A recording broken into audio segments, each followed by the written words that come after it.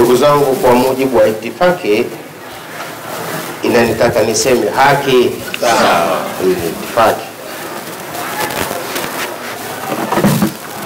Mheshimiwa Katibu Mkuu na meza kuu,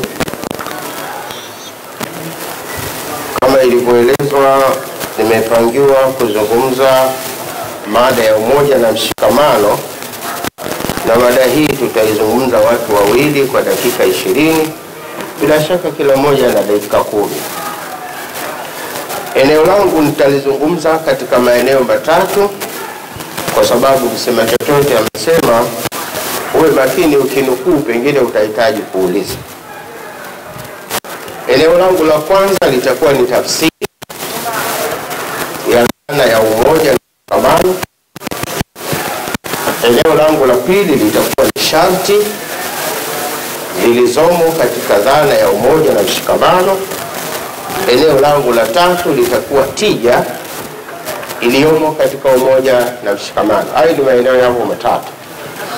Kwa nini nitafsiri, nitafute au nianze kwa kutafsiri? Kwani neno umoja ni neno geni? Hapana.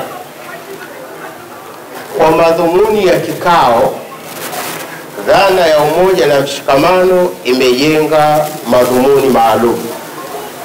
Lakini kwa sababu tabia ya lugha kutokea neno moja likabeba maana 2 au 3 na zote zikawa maana sahihi, ni vizuri kutengeneza tafsiri ya makubaliano ili lugha isije ikajitokeza ikahamisha madhumuni eneo moja kupeleka maeneo mengine, kwa sababu tu lugha inakubali sahihi katika eneo hilo. Mfano, una neno la Kiswahili linaitwa kata. Bila ya kubadilisha irabu wala mofimu, kata inaweza kuwa ni eneo wanalokaa watu. Kata inaweza ikawa ni chombo cha kuchotea maji. Kata inaweza kuwa kuachanisha kitu kwa kutumia kitu chenye makali. Ukisema kata haifai, inawezekana wasikilizaji mmoja akaondoka chombo cha kuchotea maji hakifai, mwingine akaondoka eneo wanalokaa watu fulani halifai, mwingine akazungumzia kisu kilichotumika kukata hakifai.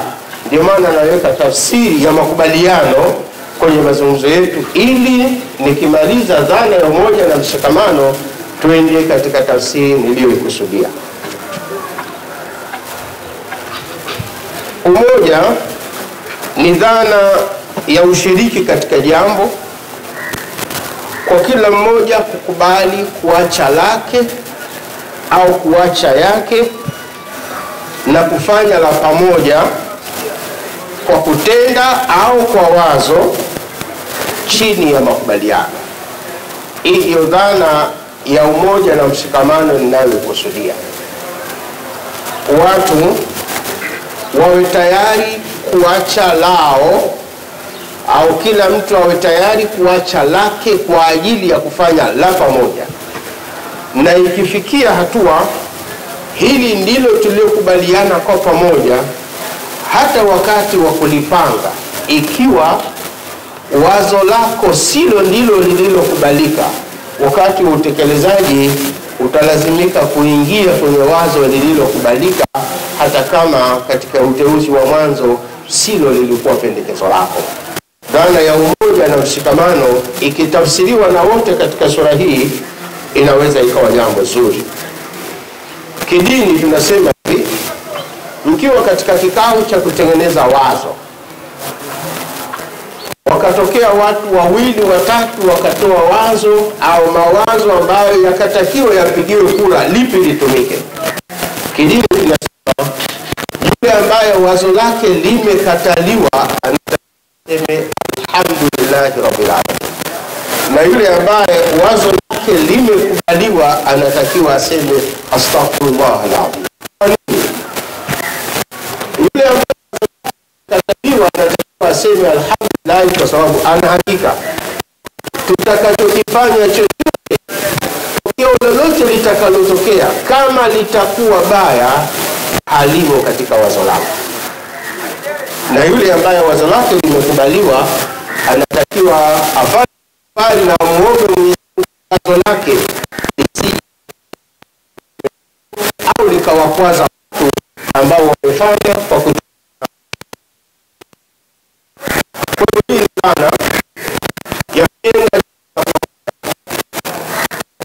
kila mmoja wetu kuja katika letu au kuja katika lao na kuungana kwa makubaliano katika kufanya lile ambalo wanakubaliana. Kwa kesi ya chama cha siasa na kwa madhumuni ya jambo kubwa linalokuja mbele la kiuchaguzi, wanakafu wanatakiwa kila mmoja kuwa tayari kuacha lake kwa ajili ya kufanya la chama lililokubalika kwa pamoja, ili chochote kitakachotokea baadaye lisije kuwa ni jambo la mtoa wazo, liwe ni jambo la kafu watakaokuwa tayari kurekebisha chochote kitakachotokeza wakiwa pamoja, kama ambavyo waliafikiana wazo la njia ya kupita wakiwa pamoja. Eneo la pili katika kuendea jambo la umoja na mshikamano. Sharti la kwanza ni kulijua linalokusudiwa kwa washiriki wote. Kwa kesi ya chama, viongozi na wanachama wanatakiwa wajue nini kinachokusudiwa na chama, watu wote wakijue kwa namna inayofanana, kwa sababu kila mmoja wao atatakiwa kuwa mshiriki katika eneo hilo, ili aandae wazo, ajiandae mwenyewe, ajiandae zana za kuenda kwenye jambo hilo. Alitakiwa ajue vizuri kinachokusudiwa na watu wote, ili waweze kushirikiana kukiendea watu wote kitu kinachofanana. Eneo la pili ni kuafikiana namna ya kuliendea wazo hilo. Ni sharti katika umoja na mshikamano ni kuafikiana namna ya kuliendea jambo hilo. Wataalamu wanasema ikitokea watu 10 wanahitaji kuinua mzigo mzito ambao mmoja peke yake hawezi, basi lazima wakubaliane namna ya kunyanyua mzigo huu. Na makubaliano haya yanaweza kuwa ni kumchagua mmoja kati yao mwenye sauti ya kutosha, hata kama si mtaalamu, utaalamu wake ni sauti, ili atoe taarifa wakati wa mwanzo wa kuinua mzigo huo na atoe taarifa wakati wa mwanzo wa kuushusha mzigo huo. Kama si huyu, wapo watakaoumia katika jambo hilo, na mtaalamu huyu anaweza kuwa ni sauti yake kuwa kubwa tu, wala hazingatiwi kasoma kiasi gani, hajasoma kiasi gani, ili mradi anafaa katika eneo husika.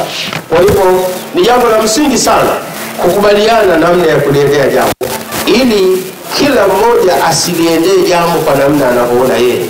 Ukifanya hivyo, maana yake upo uwezekano wa kuvutana katika kuliendea jambo moja tunalokusudia. Sharti la tatu, kila mshirika ni kuheshimu yale makubaliano, kuheshimu kilichokubaliwa na kufanya kwa usahihi kile ambacho kimekubaliwa. Jambo jingine ni kutoa taarifa kwa wakati, na kwa njia inayofaa kwa mshiriki yoyote kushindwa kutekeleza eneo lake alilotakiwa kufanya. Maana yake tunaweza kuwa tuna jambo tukapangiana majukumu, kila mmoja afanye eneo jambo fulani, ili dhana yetu tuliyokusudia iweze kufanikiwa. Mmoja kati yetu kwa sababu moja au nyingine akashindwa kutekeleza ule wajibu wake, la muhimu kwake ni kutoa taarifa kwa wakati na kwa njia inayofaa. Kushindwa kutekeleza moja ya makubaliano, ili wengine wasivunjike nguvu kwa kuona jambo haliendi, kumbe kuna mmoja amekwama na kwa bahati mbaya hakutoa taarifa. Dhana ya umoja na mshikamano inategemea sana, kwa sababu sisi ni wanadamu. Inatokea mmoja aliyopewa jukumu fulani akashindwa kulitekeleza, sio kwa makusudi, sio kwa bahati mbaya, au limekwishatokea na muhimu kwake ni kutoa taarifa kwa wakati na kutoa taarifa kwa njia inayofaa kushindwa kutekeleza moja ya jukumu alilopangiwa kulifanya. Jambo lingine, kuwa na upendo wa dhati. Kuwa na upendo wa dhati. Watu wa Kusini wana msemo wao. Watu wa Kusini wana msemo wao, wanasema liapo ya limba, yani kama mko porini mnafanya msako wa simba, basi mtu ikitokea simba huyo ametokea upande mlioko nyie, kama mtu huyo mliopanga naye hamwelewani, unaweza ukamkimbia. Kwa hiyo msako wa simba kana ndugu, ili kuendelea kwenye jambo gumu kama lilivyosoma kwenye mashairi na kama lilivyosema na viongozi wa kisiasa kwenye uchaguzi, ushindani mwenyewe kafu kwa kafu, unashindana na watu wengine, ni sawa na kuingia katika msako wa simba. Katika msako wa simba, kaa na ndugu yako. Kipimo cha ndugu yako wanakafu wanatakiwa kuwa na mapenzi ya kweli, ili kuwa tayari kusaidiana kwa lolote litakalotokea, kwa sababu kasoro ya mtu mmoja ndiyo kasoro ya kafu, sio kasoro ya mtu huyo aliyokosea au aliyeshindwa katika eneo lake. Kwa hivyo dhana ya upendo ni jambo la muhimu sana, ili kusaidiana na kuunga nguvu pale ambapo tunaona kwamba mwenzetu mmoja anaweza asifanye vizuri kwa namna inavyotakiwa. Na sharti nyingine, kidini tunaliita unyenyekevu, kisiasa tunaita kujishusha. Katika kazi hizi wanafanyika watu mbalimbali, wanafanya watu mbalimbali. Kwa mfano, mwenyekiti ni profesa. Mwenyekiti ni profesa. Kwenye medani hii ya kazi sote tunakuwa kitu kimoja. Aliye profesa awe tayari kujishusha, kuwa tayari na asiye profesa kufanya jambo kwa pamoja. Ikiwa kila mmoja wetu atajitazama kwa hadhi yake na akaona kuna mambo siwezi kufanya mimi, lazima afanye mtu fulani, inawezekana upo wajibu wa muhimu sana umejitokeza na unataka kushughulikiwa haraka, lakini umetokea kazi ya profesa na yeye kipimo chake alitakiwa afanye mtu mwingine, sio mwenye kiwango cha profesa. Ni namna inataka kujishusha, unyenyekevu, tayari kwa kushirikiana, na kila mmoja asijione bora kuliko mwingine.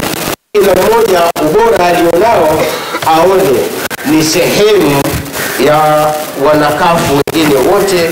Kidini tunasema mfano wa waumini katika kushirikiana na kusaidiana ni kama kiwiliwili kimoja. Kikiugua kiungo chochote, mwili mzima utakesha kwa homa. Jicho lisijifahili kwa sababu linaona vitu vingi sana, kuona hakutoshi kama hicho kitu kinahitaji kuinuliwa kwa mikono. Kukiona vizuri hakuna maana yoyote kama huwezi kukichukua. Sikio lisijifahili kwa sababu linasikia haraka na linapata taarifa kutoka mbali, kama kitu hicho kinahitaji ladha, ulimi ulihitajika sana kujua ladha ya kitu hicho. Kwa hivyo kila mmoja wetu asimame vizuri akiwa katika nafasi yake, ili kufanya jambo la pamoja liwe sawa sawa. Na jambo la tatu ni tija. Tija ya kufanya mambo katika msingi wa umoja na mshikamano husaidia kulishughulikia jambo kwa pamoja, na pale lilipokwama jambo hilo litashughulikiwa kukwamua kwa pamoja. Hakutakuwa na kulaumiana kwa jambo lililokwama, wala hakutakuwa na namna ya kujifakharisha kwa jambo lililofana kwa kuamini mmoja ndio kafanya vizuri. Kazi hii ni kama timu. Timu ikisaidia uwanjani inahitaji kupata goli. Goli litakalofungwa na mchezaji wowote litabaki ni goli la timu, sio goli la mchezaji yule. Kwa hivyo tuwe tayari kupeana pasi kwa namna nzuri, na hasa aliye karibu na namna ya kufunga, badala kila mmoja kutaka kufunga ili goli liwe lake. Hapana, kazi ya umoja na mshikamano, huwa thamani ya kinachofanywa huwa ni ya wote, kama ambapo kasoro inayojitokeza huwa ni kasoro ya wote. Kwa hiyo thamani, fahari yake huwahusu watu wote, kasoro, dosari yake huwahusu watu wote. Mambo yote hayo hushughulikiwa kwa pamoja. Wanaofanya kazi katika misingi hii wanayo hakika ya kufikia malengo yao.